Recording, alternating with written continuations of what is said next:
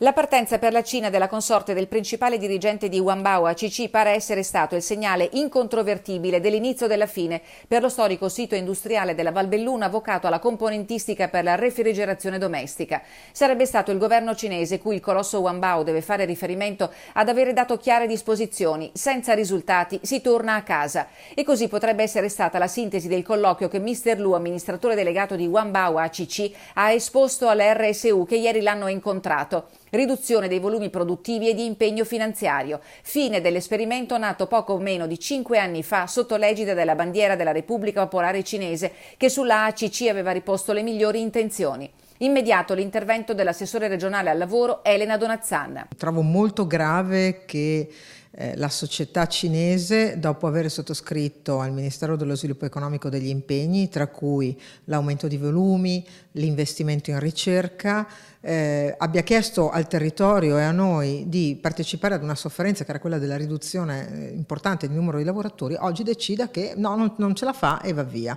Io chiederò al governo di incidere anche in campo diplomatico, non è più sufficiente fare solo politiche industriali o del lavoro. Già domani partirà una sollecitazione nei confronti del Ministero dello Sviluppo Economico, visto che adesso si è riattivato il governo, e perché pretendiamo immediatamente la convocazione dei cinesi ad un tavolo con noi a Roma. In stretto raccordo con il sindaco di Borgo Valbelluna Stefano Cesa e con l'unità regionale di crisi è stata decisa la convocazione d'urgenza per il prossimo 11 settembre del Consiglio di sorveglianza che rappresenta tutte le parti istituzionali e sociali del territorio bellunese e l'assessorato regionale al lavoro. Sollecita un intervento immediato dell'esecutivo che si è insediato oggi a Palazzo Chigi la presidente di Confindustria Belluno Dolomiti Lorraine Berton, il cui auspicio è che l'apertura della Via della Seta da parte del presidente Conte dalle parole si traduca in fatti e che ci sia reale cooperazione. 270 i lavoratori attualmente occupati nel sito di Mel, 6 volte in meno di quelli dei tempi d'oro dello stabilimento, il cui declino inesorabile è ricaduto sull'intera collettività.